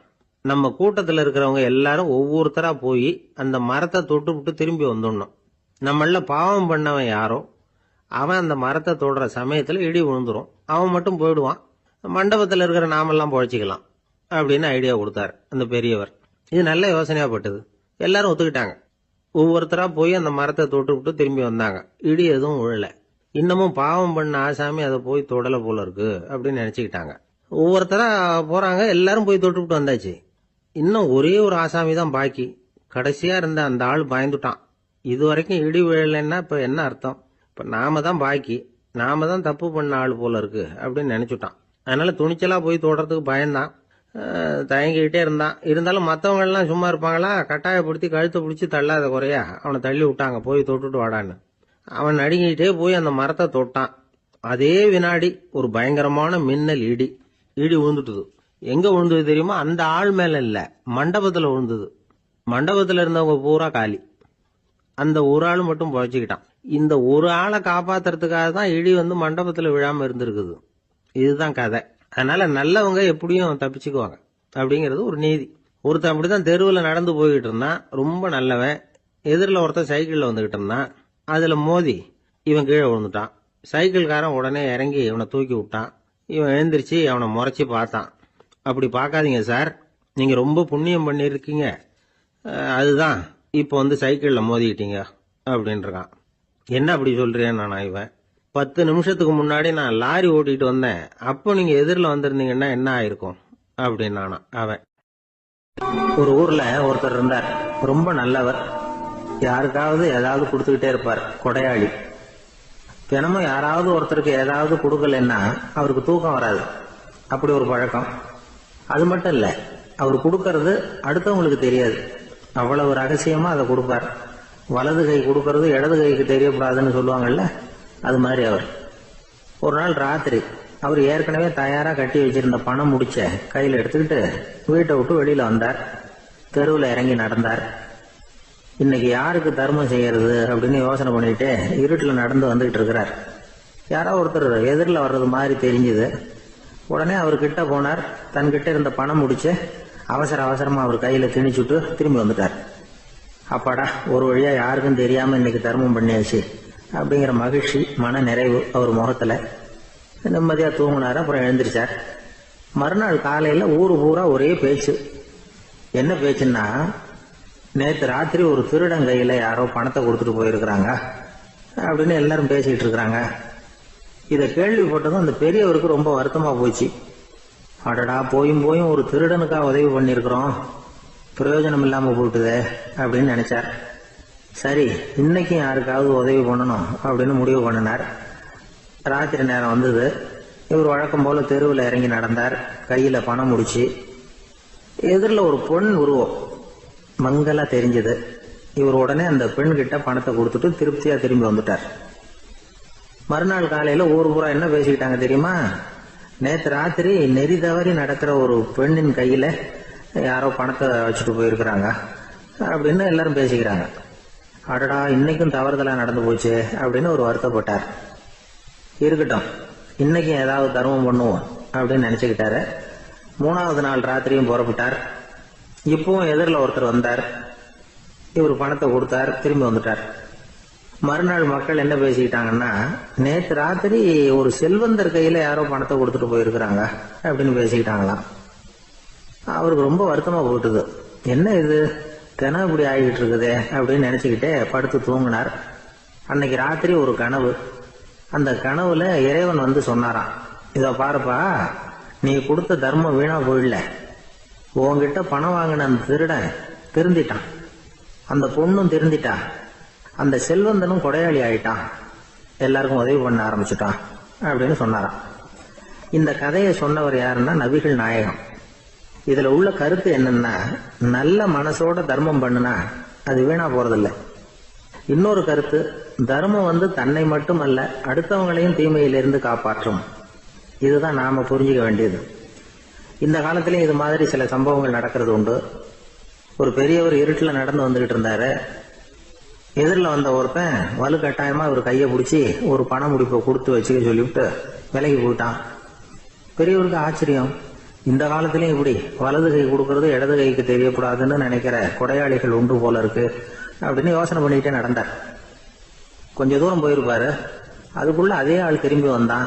கொடுத்த பண முடிப்பை திருப்பி கொடுங்க அப்படின்னு கேட்டு வாங்கிட்டான். இவருக்கு ஒன்றும் புரியல. ஏன் இப்படி பண்றேன்னார். அது ஒண்ணும் இல்லைங்க, கொஞ்ச நேரம் இதை உங்ககிட்ட கொடுத்து வச்சிருந்தேன், அவ்வளவுதான் அப்படின்னா. ஏன்னு கேட்டார். என்னை பின்னாடி போலீஸ் தேடிக்கிட்டு வந்துகிட்டு இருக்குது, அதுதான் அப்படி பண்ணேன், இப்போ போயிட்டுது, இனிமே ஒன்றும் பயம் இல்லை அப்படின்னு சொல்லிவிட்டு அவன் பாட்டுக்கு நடந்து போறான். ஒருத்தர் இருக்கார், நல்ல உத்தியோகத்துல தான் இருக்கிறார். ஆனா எப்ப பார்த்தாலும் முகத்தை வெறுப்பா வச்சிருப்பார். அப்படியே வருவார் போவார். ஏன் சார் இப்படி இருக்கிறீங்க அப்படின்னு விசாரிச்சோம். ஏன்டா இந்த வேலைக்கு வந்தோம்னு இருக்கு சார் அப்படின்னார். உங்க வேலை உங்களுக்கு பிடிக்கலையா அப்படின்னு கேட்டோம். இல்லைன்னார். இப்படிப்பட்டவங்க வெற்றிகரமான வாழ்க்கை வாழ முடியாது. இது நிபுணர்கள் கருத்து. வேலையை நேசிக்க தெரிந்தவர்கள் வெற்றி பெறுவார்கள் அப்படிங்கிறாங்க அவங்க. எந்த துறையா இருந்தாலும் சரி, அந்த துறையில வெற்றிகரமா இருக்கிறவங்கள விசாரிச்சு பாருங்க. எனக்கு என்னுடைய வேலை ரொம்ப பிடிக்கும் அப்படின்னு சொல்றவங்களா தான் இருப்பாங்க. அப்படி இருந்தாதான் அது வெற்றிகரமா இருக்க முடியுது அவங்களால. ஒருத்தனுக்கு பிடித்தமான பொழுதுபோக்கே அவனுடைய தொழிலா இருந்துட்டுதுன்னா அவனை மாதிரி கொடுத்து வச்சவன் வேற யாரும் இல்லை அப்படிங்கிறார் பெர்னாட் ஷா. ஒரு தடவை மன்னர் ஹுமாயூன் உயிரை தண்ணீர் முண்டு ஊற்றுகிற தொழிலாளி ஒருத்தர் காப்பாத்தினாராம் அந்த ஹுமாயூன் உயிரை. உடனே மன்னர் கேட்டிருக்கார், உனக்கு என்ன வேணும்னாலும் கேளு தரேன், உயர் பதவி வேணுமா அப்படின்னு கேட்டாராம். மன்னா, மக்களின் தாகம் தீர்க்கக்கூடிய இந்த பணியை விட உயர்ந்தது உண்டா அப்படின்னாராம் அந்த தொழிலாளி. அவரால் அவருடைய வேலையை நேசிக்க முடிஞ்சது, அதனால மகிழ்ச்சியா இருக்க முடிஞ்சது. நாமெல்லாம் அப்படி இல்லை. வேலை கிடைக்கிற வரைக்கும் கிடைச்சா போதும் அப்படின்னு இருக்கோம். கிடைச்சதுக்கு அப்புறம் ஏன்டா அந்த வேலைக்கு வந்தோம்னு ரொம்பவும் அழுத்துக்குவோம். சரி, நாம இருக்கிற இடத்துல நாம வெற்றிகரமா இருக்க வழி உண்டா அப்படின்னா உண்டுன்னு சொல்றாங்க. அதாவது மன இயல் நிபுணர்கள் இருக்கிறாங்க இல்லையா, அவங்க அதுக்கு முக்கியமா 6 வழிகள் சொல்றாங்க. நீங்க ஒரு அலுவலகத்துல வேலை பார்க்கறவரா அப்படின்னா இதை கேளுங்க. அதாவது உங்க மேலதிகாரி எதிர்பார்ப்புக்கு தகுந்த மாதிரி உங்க வேலை இருக்குதா? அப்படி இல்லைன்னா முதல்ல உங்க வேலையின் தரம் உயரணும். உங்களுக்கு மேல கீழே வேலை பார்க்கிற பணியாளர்கள் கிட்ட நல்ல விதமா பழகுறீங்களா? அந்த உறவு முறையில ஏதாவது குறை இருந்தா அதை கண்டுபிடிச்சு சரி பண்ணுங்க. நம்பிக்கைக்கு உரியவர் அப்படின்னு நீங்க பேர் எடுக்கணும். நீங்க எடுக்கிற முடிவு நல்ல முடிவா தான் இருக்கும் அப்படின்னு அடுத்தவங்க சொல்லணும். உங்க தோற்றத்துக்கு முக்கியத்துவம் கொடுங்க. இது மனம் உடல் ரெண்டும் சம்பந்தப்பட்டது. அதனால மனசையும் ஆரோக்கியமா வச்சிருக்கணும், உடம்பையும் ஆரோக்கியமா வச்சிருக்கணும். உங்களுடைய நிர்வாகம் செயல்படுற விதத்தை நல்லா புரிஞ்சு வச்சுக்கணும். உங்களுடைய நிர்வாகம் இப்போ ஒரு காரியம் செய்யுதுன்னு வச்சுங்க, ஏன் அப்படி செய்யுது, எதுக்காக அப்படி செய்யுது, அதனுடைய குறிக்கோள் என்ன, அது நீடிக்கிறதுக்கு காரணம் என்ன, இதையெல்லாம் தெரிஞ்சுக்கணும். சிரிப்புக்கு வஞ்சகம் பண்ணக்கூடாது, நல்லா சிரிக்கணும், அப்பதான் அது திரும்ப கிடைக்கும். கடந்த கால தோல்வியை பத்தி கவலைப்படக்கூடாது. முதலாளி விருப்பம் தெரிஞ்சு நடந்துக்கிறது நல்லதுதான். அதுக்காக காக்கா பிடிக்கணுங்கிற அவசியம் இல்லை. உங்களுக்கு ஒரு பொறுப்பான வேலை கிடைக்குது, உடனே சத்தம் குழப்பம் அப்படின்னு சூழ்நிலையை இறுக்கமா ஆக்கிடக்கூடாது. எந்த சூழலையும் இயல்பா கையாளக்கூடியவர் அப்படிங்கறத காட்டணும். இதெல்லாம் உங்கள் துறையில நீங்கள் வெற்றி பெற நிபுணர்கள் சொல்ற யோசனைகள். இவ்வளவு விவரமும் சொல்லிவிட்டு ஒருத்தரை பார்த்து கேட்டோம், இப்ப சொல்லுங்க, நீங்க செய்யற வேலை உங்களுக்கு பிடிச்சிருக்குதா அப்படின்னோம். ரொம்ப ரொம்ப பிடிச்சிருக்குது அப்படின்னார். சரி, என்ன செஞ்சிட்டு இருக்கிறீங்க அப்படின்னு கேட்டோம். சும்மா தான் இருக்கிறேன் அப்படின்னார் அவர். ஒருத்தர் ரொம்பவும் மகிழ்ச்சியா வந்துகிட்டு இருந்தார். என்ன விஷயம்னு விசாரிச்சேன். நான் தோத்து போயிட்டேன், அதுதான் மனசுக்கு மகிழ்ச்சியா இருக்கு அப்படின்னார். எனக்கு இது ரொம்ப ஆச்சரியமா போச்சு. இந்த உலகத்துல தோத்து போறவங்க யாரும் மகிழ்ச்சியா இருக்கிறது இல்ல. அப்படி இருக்கிறப்ப இவர் இப்படி சொல்றாரு, எங்க தோத்து போனீங்கன்னு கேட்டேன். அதுக்கப்புறம் தான் அவர் விவரமா சொன்னார். என்னோட 5 வயசு குழந்தையோட நான் விளையாடிக்கிட்டு இருந்தேன். அந்த விளையாட்டுல என் குழந்தை ஜெயிச்சு விட்டுது, நான் தோத்து போயிட்டேன் அப்படின்னார் ரொம்ப உற்சாகமா. நான் யோசிச்சு பார்த்தேன்.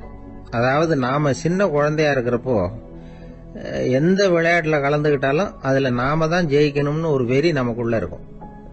நம்மளை எதிர்த்து விளையாடுறவர் நல்லவரா கெட்டவரா, பெரியவரா சின்னவரா அப்படிங்கறதெல்லாம் முக்கியம் கிடையாது. அவர் தோத்து போகணும், நாம ஜெயிக்கணும், அதுதான் முக்கியம். எதிரியை சந்தோஷப்படுத்த விளையாடுகிற கலை அப்ப நமக்கு தெரியறதில்ல. வாழ்க்கையில ஒரு பக்குவம் வந்ததுக்கு அப்புறம் வெற்றி பெறணுங்கிற மன அழுத்தம் போயிடுது.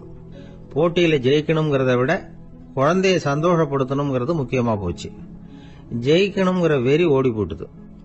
ஒரு குழந்தையா இருந்தப்போ நம்ம வளர்ச்சிக்கு உதவிய வெறி பெரியவனானதுக்கு பிறகு நமக்கு எதிரியா மாறுது. அதை சரியான சமயத்துல நாம புரிஞ்சுக்கிட்டோம்னா போதும், நாம பொழைச்சிக்கலாம். ஒவ்வொரு மனுஷனுமே வாழ்க்கையோட அடுத்த கட்ட வளர்ச்சியில அடி எடுத்து வைக்கிற நேரத்துல தன்கிட்ட இருந்து ஏதோ ஒரு குணத்தை அல்லது தன் குணம் இருந்த ஏதோ ஒரு உறவை நாம இழக்கத்தான் வேண்டி இருக்குது. ஒரு கட்டம் வரைக்கும் உதவியா இருந்த குணம் அடுத்த கட்டத்துக்கு தடையா கூட மாறிடலாம். இந்த பரிமாண மாற்றத்துக்கு உள்ளாகிற ஒவ்வொருத்தரும் பிரத்யட்சமா இதை உணர்றாங்க.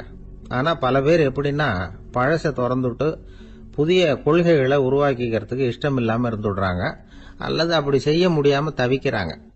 இதையெல்லாம் மீறி அந்த பழச திறந்துட்டா அதை இழந்ததால உண்டாகிற மன அழுத்தம் சில காலத்துக்கு வருத்திக்கிட்டு தான் இருக்கும், வேற வழி இல்லை. ஆரோக்கியமான ஒரு முன்னேற்றத்துக்காக அந்த மன அழுத்தத்தை தாங்கிக்கத்தான் வேணும் அப்படிங்கிறாரு அந்த உலக புகழ்பெற்ற மேதை ஒருத்தர், இந்த ஸ்காட் பெக் அப்படிங்கிறவர். பிறந்த நாள் முதல் இதுதான் சரி அப்படின்னு கற்பிக்கப்பட்டு வந்த ஒவ்வொரு தத்துவத்தையும் தங்களுடைய வளர்ச்சிக்கு தகுந்த மாதிரி மாற்றி அர்த்தப்படுத்தி கொள்ள முடியாமல் வாழ்க்கை சூழல்ல அப்படியே அரைப்பட்டு தூளாகிறவர்கள் தான் ரொம்ப தவிக்கிறாங்களாம். இதுதான் அவருடைய கருத்து. பெரும்பாலும் மனிதர்களுடைய நடுத்தர வயசுல, அதாவது 30 தாண்டுகிற சமயத்துல தான் இந்த தவிப்பு உண்டாவுதான். இததான் மேற்கத்திய நாடுகள்ல அடிக்கடி மிட் லைஃப் கிரைசிஸ் அப்படின்னு சொல்றாங்க. அப்பப்போ பழசையெல்லாம் தொலைச்சு விட்டு புதுசு புதுசா பிறக்கிறதுக்கு கத்துக்கணும். ஒவ்வொரு நிமிஷத்தையும் அந்த நிமிஷத்துக்கு ஏற்ற சித்தாந்தம் கொண்டவர்களாக சந்திப்போம் அப்படிங்கிறார் அந்த உளவியல் நிபுணர். இப்படி பழகிக்கிட்டா வாழ்க்கை இன்பமயம், இல்லைன்னா தவிப்பு மயம்தான். பழச தொலைக்க முடியாதவர்கள்ல எத்தனையோ பேர் உண்டு, எத்தனையோ ரகம் உண்டு. அதுல வேடிக்கையான நண்பர்களும் உண்டு. ஒருத்தர் நண்பர் வீட்டுக்கு போனார். அவரு ஏதோ இனிப்பு பலகாரம் கொடுத்து சாப்பிட சொல்லியிருக்கிறாங்க அவங்க வீட்டுல. இவர் சாப்பிட்டு பார்த்துட்டு சொன்னாராம், சார் 6 மாசத்துக்கு முன்னாடி ஒரு தடவை இங்க வந்தேன், அப்போ ஒரு இனிப்பு பலகாரம் கொடுத்தீங்க, அது இதை விட நல்லா இருந்தது சார் அப்படின்னாராம்.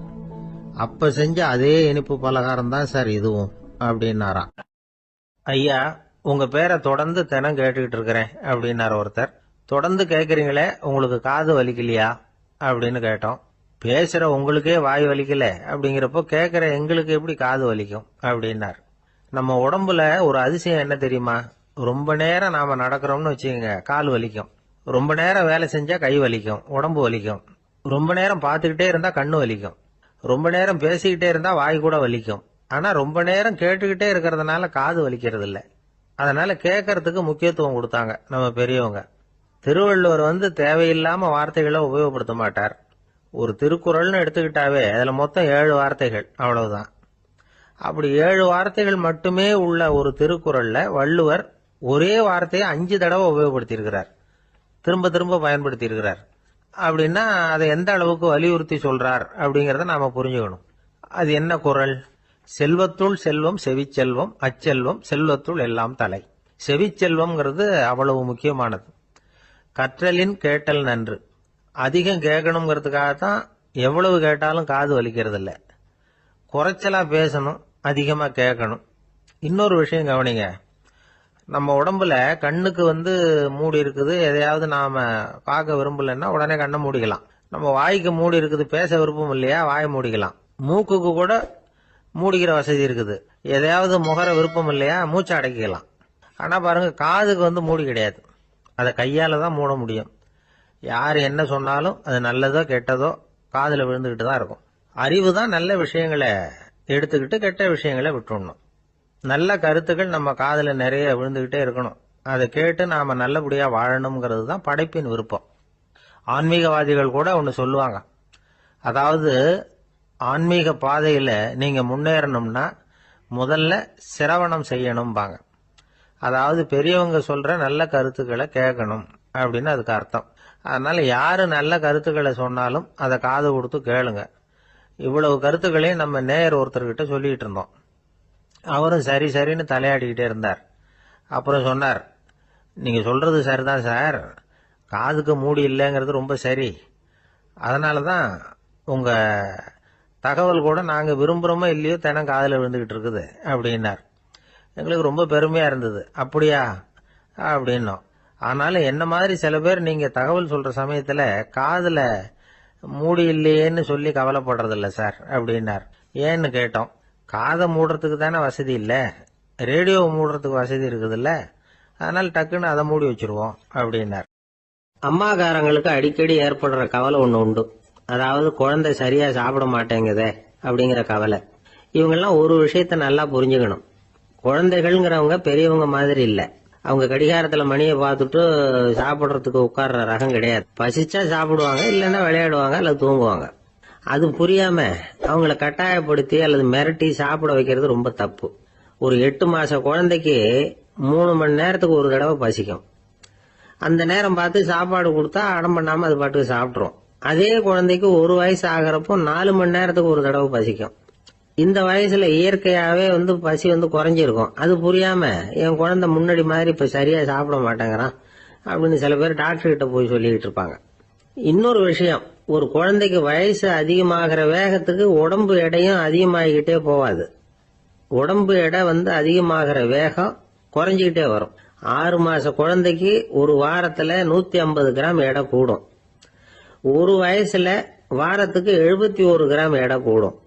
இது புரியாம அதிகமா சாப்பாட்டை கொடுத்து குழந்தைய கஷ்டப்படுத்தக்கூடாது. ஏன்னா அளவுக்கு மீறின உணவு அஜீரணத்தை உண்டு பண்ணிவிடும். குழந்தைக்கு ஒரு தட்டுல கொஞ்சமா ஆகாரத்தை வச்சு கொண்டுட்டு போய் கொடுக்கணும். மலை மாதிரி குவிச்சு வச்சா அதை பார்த்ததுமே பசி அடங்கி போயிடும். அடிச்சு மிரட்டி பயமுறுத்தி குழந்தைய சாப்பிட வைக்கிற பழக்கம் இருக்கு பாருங்க, அதுக்கு ஃபுட் ஃபோர்சிங் அப்படின்னு பேரு. இப்படி பண்ணுனா குழந்தைக்கு சாப்பாட்டுல விருப்பம் குறைஞ்சிரும், அதை கண்டாவே வெறுக்க ஆரம்பிச்சிரும். அது மாதிரி உளம் சார்ந்த பசி குறைவு, சைக்கோஜெனிக் அனோரெக்சியா, அது ஏற்படுமா. சாப்பாடுங்கிறதே ஒரு தண்டனை மாதிரி தோணும். குழந்தைகளுக்கு பிடிச்ச மாதிரியான ஆகாரத்தை கொடுக்கணும். சத்து அதிகம் இருக்குங்கிறதுக்காக அதுக்கு பிடிக்காத ஆகாரத்தை கொடுத்து கட்டாயப்படுத்தக்கூடாது. குழந்தைகளுக்கு 2 வயசு ஆகிறப்போ இயற்கையாவே எதிர்மறை குணம் உண்டாகும். அதாவது அந்த எதிர்மறையா பேசுறது. இது மாதிரி சமயங்கள்ல நாம என்ன சொல்றோமோ அதுக்கு நேர்மாறா நடந்துக்கும். ஏட்டிக்கு போட்டி. சாப்பிட சொன்னா விளையாட போவோம், விளையாட சொன்னா சாப்பாடு கேட்கும். இதை புரிஞ்சுக்கிட்டு நடந்துக்கணும். குழந்தை சொன்ன பேச்ச கேட்கலேன்னு கோவப்படக்கூடாது. குழந்தை வளர வளர பிடிவாத குணம் வர்றது சகஜம். கேட்டதை வாங்கி கொடுத்தாதான் சாப்பிடுவேன் அப்படின்னு பிடிவாதம் பண்ணும். வாங்கி கொடுத்து விடுறதுதான் உத்தமம். நீங்களும் அதுகிட்ட பிடிவாதம் பண்ணிட்டு இருக்க கூடாது. ஏன்னா கேட்டது கிடைக்கலையேங்கிற ஏமாற்றம் கூட குழந்தையோட பசியை குறைச்சிரும். கேட்டது கிடைச்சுட்டா பசி அதிகமாகும், கொடுத்ததை மலமலன்னு சாப்பிட்றோம். குழந்தைகளுக்கு கண்ட கண்ட நேரத்துல சாப்பிடறதுக்கு எதையாவது வாங்கி கொடுத்துக்கிட்டு இருந்தா சாப்பாட்டு நேரத்துல சாப்பிடாம அடம் பண்ண ஆரம்பிச்சிடும். பள்ளிக்கூடம் போற பிள்ளைங்க காலை உணவை சரியா சாப்பிட மாட்டாங்க. அச்சம், அவசரம், பரபரப்பு இதெல்லாம் தான் காரணம். பள்ளிக்கு புறப்படுறதுக்கு ஒரு 3/4 மணி நேரத்துக்கு முன்னாடியே சாப்பாடு போட்டுருங்க, அது சரியா போடும். படிக்கிற குழந்தைகள் உடல் சோர்வு, மனச்சோர்வு இது காரணமா கூட சாப்பிட மறுக்கிறது உண்டு. இப்போ உதாரணமா சாயந்தரம் விளையாடி விட்டு வீட்டுக்கு வந்ததும் சாப்பிட சொன்னா வேணாம்பாங்க. இது உடல் சோர்வு. ரொம்ப நேரம் வீட்டு பாடங்களை செஞ்சு முடிச்ச கையோட சாப்பிட சொன்னாலும் அவங்களால சரியா சாப்பிட முடியாது. இது உளச்சோர்வு, மனச்சோர்வு. இதை தவிர குழந்தைகளுக்கு உடல் நலக்குறைவு ஏற்பட்டா கூட சாப்பிட மறுக்கிறது உண்டு. சில மருந்து மாத்திரைகள் கூட பசியை குறைச்சிரும். அதனால சரியா தெரிஞ்சுக்கிட்டு குழந்தைகளை சாப்பிட வைக்கணும். அது புரியாம கையில சாப்பாட்டு தட்டை வச்சுக்கிட்டு குழந்தைகளை விரட்டிக்கிட்டு அலையக்கூடாது. ஒரு சின்ன பையன் சொன்னான், எங்க அம்மா சாப்பாடு போடுறது தெரிஞ்சா நான் உடனே வீட்டை விட்டு வெளியில ஓடி போடுவேன் அப்படின்னா. ஏன் அப்படி பண்றேன்னு கேட்டோம். எங்க அப்பா கூட அது மாதிரிதான் சார் பண்ணுவார் அப்படிங்கிறான். ஆளை கண்டா ஏன் இப்படி முகத்தை திருப்பிக்கிட்டு வர்றீங்க அப்படின்னு கேட்டார் ஒருத்தர் நண்பர்கிட்ட. எலெக்ஷன்ல அவன் எதிர்த்து நின்னவன் சார், என்ன அவன்கிட்ட நமக்கு என்ன பேச்சுவார்த்தை அப்படின்னாராம் ரொம்ப கோபமா இவர். சரி, அந்த ஆள் யாருன்னு கேட்டேன். என் கூட பிறந்த தம்பி தான் சார் அப்படின்னார் அந்த கோபம் குறையாமல். அதாவது நம்ம ஊர் நிலவரம் இப்படி. அதாவது அண்ணனும் தம்பியும் எதிர்த்து நிப்பாங்க தேர்தல்ல, ஒருத்தர் கண்டா பேசிக்கிறது இல்ல. ஆனா இங்கிலாந்துல எப்படி தெரியுமா, அங்க ஒரே மேடையில போட்டி போடுற 2 வேட்பாளர்களும் பேசுவாங்களாம், பட்டிமன்றம் மாதிரி. ஒருத்தர் முதல்ல எழுந்திருப்பார், நான் இந்த தேர்தலில் வெற்றி பெற்றால் என்னென்ன செய்வேன் அப்படின்னு சொல்லிவிட்டு உட்காருவார். அதுக்கப்புறம் அடுத்தவர் எழுந்திருப்பார், அவர் சொல்லுவார், நான் வெற்றி பெற்றா இந்த மக்களுக்கு என்னென்ன செய்வேன், இந்த நாட்டுக்கு என்னென்ன செய்வேன் அப்படிங்கறத சொல்லிவிட்டு உட்காருவார். 2 பேரும் ஒரே மேடையில பேசுவாங்க. மக்கள் 2 பேர் பேச்சையும் கேட்டுக்கிட்டு ஒரு முடிவுக்கு வருவாங்க. இதுதான் அங்க உள்ள பழக்கம். இங்க அப்படி இல்ல. இங்க ஒருத்தர் பார்த்தாவே முகத்தை திருப்பிக்கிறது. ஒரு தடவை இது மாதிரி ஒரு கூட்டம் நடந்துகிட்டு இருக்கு அங்க வெளிநாட்டுல தான். நேரத்துக்கு சரியா ஒரு வேட்பாளர் சேரல. இது இங்கிலாந்துல நடந்த நிகழ்ச்சி. அப்புறம் என்னாச்சுன்னா, ஒருத்தர் வந்துட்டாரு, இன்னொருத்தர் சேரல. அப்புறம் உடனே அந்த ஒருத்தர் வந்தவர் பேச ஆரம்பிச்சுட்டார். அதாவது அந்த இன்னொருத்தர் சார்பாவே பேசிட்டாராம். அதாவது அவர் வரல, நான் அவரு சார்பா நான் பேசிடுறேன். அதாவது அவர் ஜெயிச்சுட்டா அவர் என்னென்ன செய்வார் இந்த நாட்டுக்கு அப்படின்னு சொல்லி அவர் பக்கத்துல உள்ள நியாயத்தை எடுத்து இவரே சொல்லிட்டாராம். இப்படிலாம் அங்க நடந்துதான். இது எப்பேற்பட்ட தேர்தல் பண்பாடு பாருங்க. அதனால இன்னொரு விஷயம், இப்ப இங்கிலாந்துல எல்லாம் ஓட்டு கேட்கறப்ப வெற்றியா தோல்வியாங்கிறத ஓரளவுக்கு யூகிச்சு விடலாமா. இப்போ ஒரு வேட்பாளர் ஒரு வீட்டுக்கு முன்னாடி போய் நின்று எனக்கு ஓட்டு போடுங்கன்னு கேட்கிறாருன்னு வச்சுங்களேன். அதுக்கு என்ன பார்த்து செய்யறோம், போயிட்டு வாங்க அப்படின்னு சில வீடுகள்ல வாசல்ல நின்னே சொல்லி அனுப்பிச்சிருவாங்களாம். வேற சில வீடுகள்ல எப்படின்னா வேட்பாளரை வீட்டுக்குள்ள கூப்பிட்டு காபி சாப்பிட சொல்லி உபசரிச்சு அதுக்கப்புறம் அனுப்பி வைக்கிறது வழக்கமா. இதுல எந்த வீட்டு ஓட்டு நிச்சயம் தெரியுமா? வாசல்ல நின்னே வழி அனுப்பி வச்சுடுறாங்க பாருங்க, அவங்க ஓட்டு நிச்சயம். உள்ள கூப்பிட்டு காப்பி கொடுத்து அனுப்புறாங்க பாருங்க, அவங்க ஓட்டு நிச்சயம் இல்லையா. சரி, அப்புறம் ஏன் அந்த உபசரிப்பு அப்படின்னு கேட்டா அதுக்கு ஒரு காரணத்தை சொல்றாங்க. அதாவது அது ஒரு அனுதாபத்தை தெரிவிக்கிற முறையா. ஐயோ பாவம், நாம இவருக்கு ஓட்டு தான் போட போறதில்ல, இதையாவது செய்வோம், காப்பியாவது சாப்பிட்டு போகட்டும் அப்படிங்கிற எண்ணமா. இப்படி அந்த ஒரு பழக்கம். ஆக அந்த ஊர்ல நிறைய காப்பி சாப்பிடணும்னு ஒருத்தர் ஆசைப்பட்டா தேர்தலில் தோத்து போறதுக்கு தயாரா இருக்கணும். ஒரு சமயம் ஒரு ஊர்ல தேர்தல் நடந்துதான். ஒரு தொகுதியில நின்று தோத்து போன ஒருத்தர் கையில ஒரு துப்பாக்கியோட ஊருக்குள்ள சுத்திக்கிட்டு இருந்தாராம். ஒரு போலீஸ்காரர் அவரை பார்த்துட்டு சந்தேகப்பட்டிருக்கார். அதனால அவரை தடுத்து நிறுத்தி, என்ன இது துப்பாக்கியோட சுத்துறீங்களேன்னு விசாரிச்சிருக்கார். இதுக்கு அவர் சொன்னாராம், சார் இந்த தொகுதியில மொத்தம் 1,00,000 வாக்காளர்கள், அதுல எனக்கு 10,000 பேர் மட்டும்தான் எனக்கு ஓட்டு போட்டிருக்கிறாங்க. அப்படின்னா எனக்கு வேண்டாதவங்க இந்த தொகுதியில 90,000 பேர் இருக்கிறாங்கன்னு அர்த்தம். இப்படி ஒரு சூழ்நிலையில நான் என்னுடைய பாதுகாப்புக்கு ஆயுதம் இல்லாம நடமாடலாமா அப்படின்னு கேட்டாராம். எவ்வளவு எச்சரிக்கை பாருங்க. நம்ம ஊர்ல சில பேர் ஓட்டு கேட்கிற விதமே தனி. ஒருத்தர் ரொம்ப சாமர்த்தியமா ஓட்டு கேட்பாராம். அவர் எப்படின்னா, ஒரு வீட்டுக்கு போறாருன்னு வச்சுங்களேன், அந்த நேரம் அந்த வீட்டுக்காரரு என்ன செஞ்சுக்கிட்டு இருக்கிறாரோ அதே வேலையை இவரும் கொஞ்ச நேரம் செய்வாராம், அவருக்கு ஒத்தாசையா.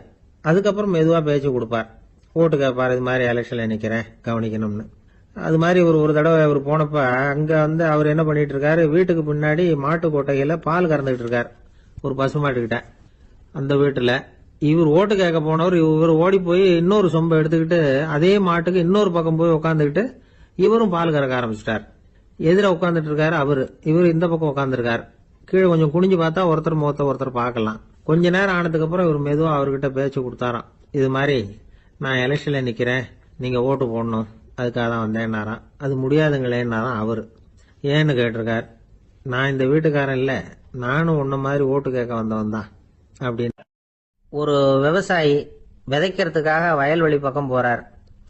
விதைகளை அள்ளி வீசினார். அப்ப என்ன ஆச்சுன்னா, சில விதைகள் பாதை ஓரத்தில் விழுந்தது, சில விதைகள் முள் செடிகள் மண்டி இருந்த புதருக்கு இடையில விழுந்தது, சில விதைகள் நல்ல நிலத்துல விழுந்தது. பாதை ஓரத்தில் விழுந்த விதை என்ன ஆச்சுன்னா, அதெல்லாம் பறவைகள் கண்ணில் போட்டுட்டுது. உடனே உட்காந்து கொத்தி தின்னுட்டு போட்டுது. அதிகமாக மண் இல்லாத பாறை பகுதியில் விழுந்த விதையெல்லாம் லேசா வேர் விட்டு முளைக்க ஆரம்பிச்சுது. அதுக்கப்புறம் வேர் கீழேயும் ஆழமாக போக முடியல, மேலேயும் சூரிய வெப்பம் அதிகம் தாங்க முடியல, எல்லாம் காஞ்சி கருகி போட்டுது. புதர் பகுதியில் சில விதைகள் விழுந்தது இல்லையா, முள் செடிகள் காடாக மண்டி போயிருந்தது. அதனால முளைச்சி வர்ற செடிக்கு நெருக்கடி அதிகமாக போட்டுது, சரியா வளர முடியல, விளைச்சலும் சரியா இல்லை. நல்ல நிலத்துல விழுந்த விதைகள் மட்டும் நல்லா முளைச்சிது, நல்லா வளர்ந்தது, விளைச்சலும் பிரமாதமா இருந்தது. இந்த கதையை சொல்லிவிட்டு கேட்க செவியுள்ளோர் கேட்கட்டும் அப்படிங்கிறார் இயேசு பெருமான். ஆமா, இயேசு கடலில் நின்ற படகு ஒண்ணுல உட்கார்ந்துருக்கிறார். கடற்கரையில ஏராளமான மக்கள் உட்கார்ந்துருக்கிறாங்க.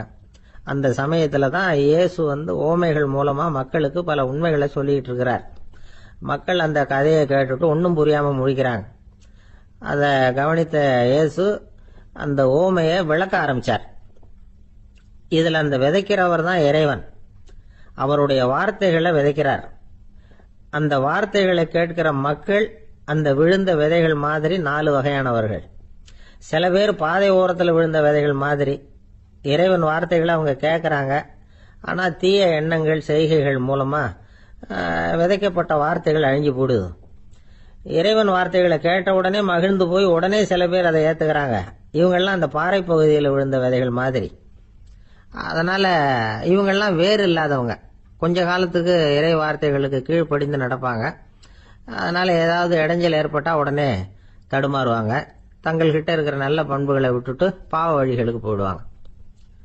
முள் செடிகளுக்கு இடையில விழுந்த விதைகள் மாதிரி உள்ளவங்க யாருன்னா, இவங்களுக்கு உலக கவலை உண்டு, செல்வத்தின் மீது மயக்கம் உடையவர்கள், உலக ஆசைகள் இவங்களுக்குள்ள பூந்துடுறதுனால அங்க இருக்கிற நல்ல பண்புகள் மறைஞ்சு போயிடுது. அதனால அவங்களும் உபயோகம் இல்லாதவங்களா ஆயிடுறாங்க. நல்ல மனிதர்கள் நல்ல நிலத்துல விழுந்த விதைகளுக்கு ஒப்பானவர்கள். இவங்க இறை வார்த்தையை கேட்கறாங்க, அதை ஏத்துக்கிறாங்க, அவங்களும் நல்லபடியா வாழறாங்க, அடுத்தவங்களுக்கும் உபயோகமா இருப்பாங்க. இதுதான் இயேசு சொன்ன விளக்கம். நல்ல வார்த்தைகளை கேளுங்கள், நல்ல வார்த்தைகளை ஏற்றுக்கொள்ளுங்கள், அடுத்தவங்களுக்கு உபயோகமா இருங்க. இதுதான் பெரியவங்கள்லாம் நமக்கு சொல்லுகிற உபதேசம். ஒரு அப்பா தன்னுடைய மகனுக்கு உபதேசம் பண்ணார். இத பாருப்பா, நல்ல வார்த்தைகளை கேட்கணும், எப்போதுமே மகன் அப்பா பேச்ச கேட்கறது நல்லது அப்படின்னாராம். நீ ஏதாவது ஒரு தப்பு பண்ணா என் தலையில ஒரு முடி நரைச்சி வெள்ளையா போடும்பா, நீ செய்யற ஒவ்வொரு தப்புக்கும் என் தலையில ஒவ்வொரு முடி வெள்ளையாயிடும் அப்படின்னாராம். பையன் யோசிச்சான், அப்பா இப்பதான் எனக்கு புரியுது, தாத்தாவோட தலைமுடி பூராவும் வெள்ளையா இருக்கிறதுக்கு என்ன காரணம்ங்கிறது எனக்கு இப்பதான் புரியுது அப்படின்னானா. சில பேர் ஆளை பார்த்தா 60 வயசு மாதிரி தோணும், உண்மையான வயசு என்னன்னு பார்த்தா 40 அல்லது 45 சில பேரை பார்க்கறதுக்கு 45 மாதிரி தெரியும், உண்மையிலேயே 65 தாண்டி இருப்பாங்க. ஒரு மனிதனுக்கு 2 வகையான வயது உண்டுங்கிறார் ஓஷோ. அதாவது உடம்புக்குன்னு ஒரு வயசு, மனசுக்குன்னு ஒரு வயசு. முதல் உலக மகாயுத்தம் நடந்தது இல்லையா, அது முடிஞ்சதுக்கு அப்புறம் முதல் தடவையா மனிதனின் மூளை வளர்ச்சியை பத்தி மனநல வைத்தியர்கள் ஒரு கணக்கெடுப்பு சோதனை நடத்தினாங்களாம். அது வரைக்கும் மனிதனுக்கு 2 வகையான வயது உண்டுன்னு யாரும் சிந்திச்சதே இல்லையா. அந்த உலக மகாயுத்தம் முடிஞ்சதுக்கு அப்புறம் மனிதனுடைய சராசரி மனதின் வயதை கணக்கிட்டு பார்க்கும் பொழுது அவங்களுக்குலாம் ரொம்ப அதிர்ச்சியா இருந்துதான். ஏன்னா அது ரொம்ப பின்தங்கிய நிலையில இருந்திருக்கு, வளர்ச்சி அடையாத நிலையில இருந்திருக்கு. அவங்க கண்டுபிடிச்ச பிரகாரம் அப்ப மனசோட சராசரி வயசு என்ன தெரியுமா, 14. அப்படின்னா பாத்துங்க, உடல் ரீதியா ஒருத்தரோட வயசு 70 கூட இருக்கலாம், ஆனா மனசோட வயசு 14 தான். இதுக்கு நேர்மாறா அமைஞ்சு போச்சுன்னு வச்சேங்க. அதாவது ஒருத்தருக்கு உண்மையிலேயே 14 வயசு, அதாவது உடலோட வயசு 14, அவரோட மனசின் வயசு 70ன்னு வச்சுக்கோங்க. இப்படி அமைஞ்சுட்டுதுன்னா அவர் சீக்கிரம் ஞானத்தன்மை அடைஞ்சிருவார் அப்படின்னு அர்த்தம். இப்ப நமக்கெல்லாம் உடம்போட வயசு மனசோட வயசு 2 ஒன்னா இருந்துட்டா அதுவே போதும், அதுவே பெரிய விஷயம். இப்ப எமர்சன் கிட்ட போய் ஒருத்தர் கேட்டாராம், உங்க வயசு என்ன அப்படின்னு. அவர் உடனே பதில் சொல்லியிருக்கார், 360 வருஷம் அப்படின்னாராம். கேட்டவர் குழம்பி போயிட்டார். அவர் என்ன சொல்றாரு, 360 வயசா? என்ன நம்ம காதல தான் சரியா விழலையா? எமர்சன் எப்பவும் உண்மையை பேசுற ஒரு சிறந்த அறிவாளி, அவர் இப்படிலாம் பொய் சொல்ல மாட்டாரே அப்படின்னு ஒரு யோசனை பண்ணிக்கிட்டே அவர் மறுபடியும் அவர் கிட்ட போனாராம். ஐயா, நீங்க சொன்னது சரியா என் காதல விழல, அதனால மறுபடியும் கேட்கிறேன், உங்க வயசு என்ன அப்படின்னாராம். எமர்சன் மறுபடியும் சொல்லியிருக்கிறார், 360 வருஷம்னு. வந்தவருக்கு உண்மையிலேயே அதிர்ச்சியா போட்டுது.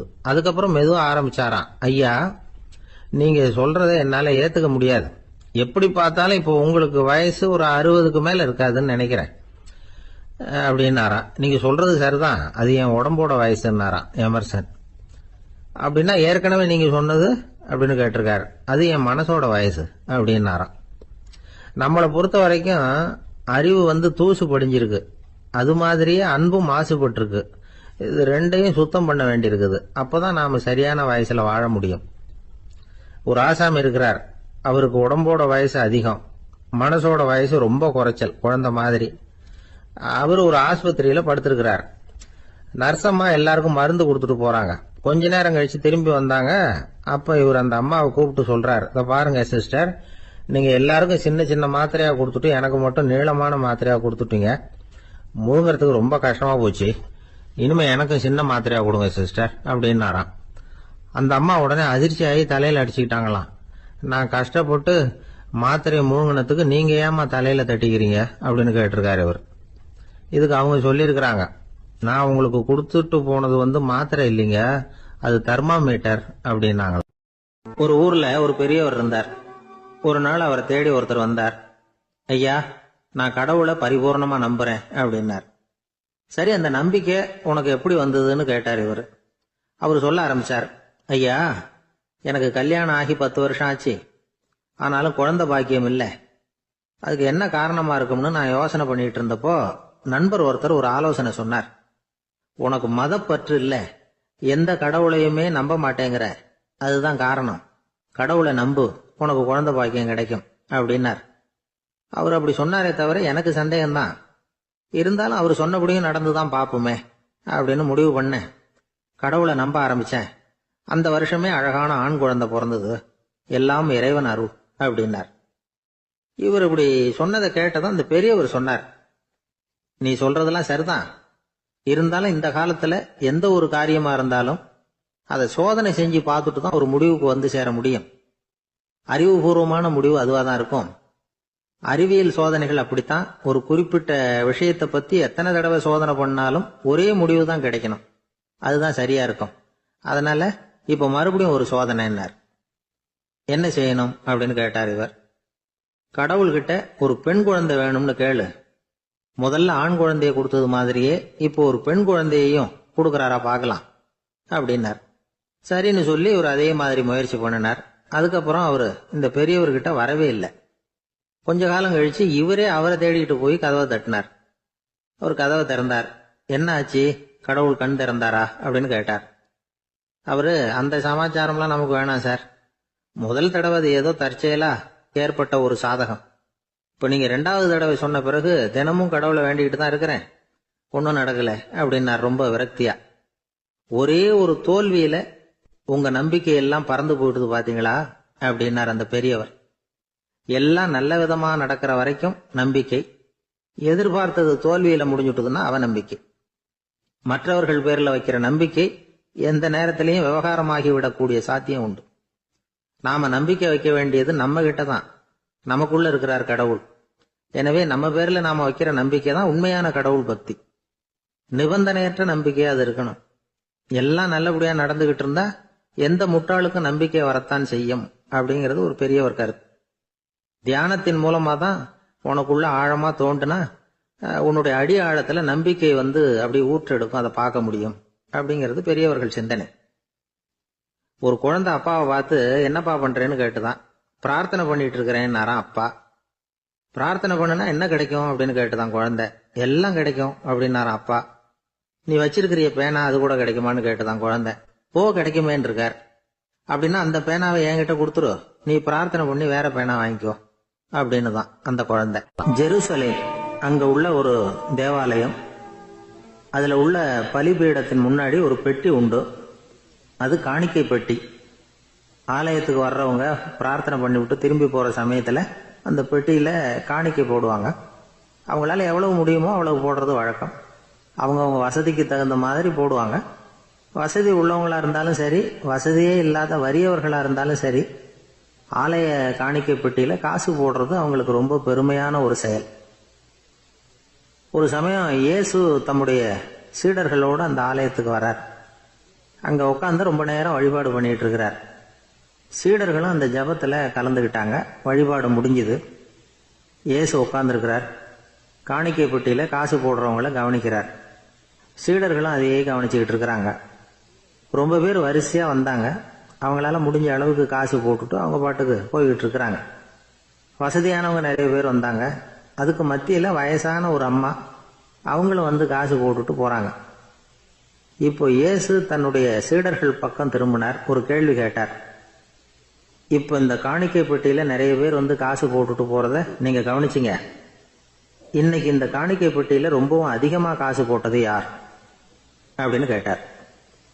முதல்ல வந்தார ஒரு பெரிய மனுஷன், அவர் தான் அதிகமா போட்டார் அப்படின்னாரு ஒருத்தர். மூணாவதா வந்தவர் தான் அதிகமா போட்டார், நான் கவனிச்சேன் அப்படின்னாரு இன்னொருத்தர். இப்படி ஆளுக்கு ஒரு விதமா சொல்றாங்க. கடைசியா இயேசு சொன்னாராம், இன்றைக்கு அந்த பெட்டியில அதிகமா காசு போட்டவங்க அந்த வயசான அம்மா தான் அப்படின்னாராம். சீடர்களுக்கு ஒன்றும் புரியல. அந்த அம்மா ரொம்பவும் ஏழையாச்சே, அவங்க எப்படி அதிகமா காணிக்கை செலுத்த முடியும் அப்படிங்கறது அவங்க சந்தேகம். இயேசு விளக்குனார். நிறைய பேர் வந்தாங்க, நிறையவே காசுகள் போட்டாங்க, அது உண்மைதான். ஆனாலும் அந்த அம்மா என்ன பண்ணாங்க கவனிச்சிங்களா? வந்தாங்க, தன்னுடைய காசு பைய திறந்தாங்க, அப்படியே கொட்டுனாங்க. அதுல இருந்தது 2 காசுகள் தான். அந்த 2 காசும் காணிக்கை பெட்டியில விழுந்துட்டுது. மற்றவங்கெல்லாம் தங்கள்கிட்ட இருந்த செல்வத்தின் ஒரு சிறு பகுதியை எடுத்து பெட்டியில போட்டாங்க. ஆனா இந்த அம்மா தன்கிட்ட என்ன இருந்ததோ அதை அப்படியே போட்டுட்டாங்க. தன்னுடைய பிழைப்புக்காக வச்சிருந்த அவ்வளவையும் இழக்கிறதுக்கு தயாராயிட்டாங்க. அவ்வளவு தாராள மனசு அவங்களுக்கு. அதனால அவங்க செலுத்தின காணிக்கை தான் அளவுல அதிகம் அப்படின்னார். விலை மதிப்பில்லாத முத்து புதையல் ஒருத்தனுக்கு கிடைக்க போகுதுன்னு வச்சுக்கோங்க. அதன் மதிப்பை உணர்ந்தவன் என்ன பண்ணுவான்? அதை அடையறதுக்காக தன்கிட்ட இருக்கிற எதையும் கொடுக்கறதுக்கு தயாரா இருப்பான் இல்லையா? அது மாதிரிதான் இதுவும் அப்படின்னார். உலக மதிப்பீடுகளை துரும்பா தூசியா மதிச்சு அதையெல்லாம் உதறி விடுகிறவன் இறையருள் அப்படிங்கிற இணையில்லாத செல்வத்தை பெறுகிறான் அப்படிங்கிறது இதுல உள்ள கருத்து. இறைவனுக்காக இழப்பதுன்னா துன்பப்படுகிறவர்களுக்காக, ஏழைகளுக்காக, ஏதுமற்றவர்களுக்காக இழப்பது அப்படின்னு அர்த்தம். உங்கள் அயலானுக்கு நீங்கள் என்ன உதவி செய்தாலும் அதை எனக்கே செய்கிறீர்கள் அப்படின்னு இயேசு சொல்லியிருக்கிறார். அடுத்தவங்களுக்கு உதவணுங்கிற குணம் இன்னைக்கு ரொம்ப குறைஞ்சு போச்சு. ஒருத்தன் வாழைப்பழத்தோல் வழுக்கி கீழே விழுந்துட்டான். பக்கத்துல இருந்த நண்பன் உடனே இவனை தூக்கிக்கிட்டு போய் ஆஸ்பத்திரியில சேர்த்துட்டான். அதுக்கப்புறம் சொன்னான், நீ அந்த வாழைப்பழத்தோல்ல காலை வைக்க போறத முன்னாடியே நான் கவனிச்சுட்டேன்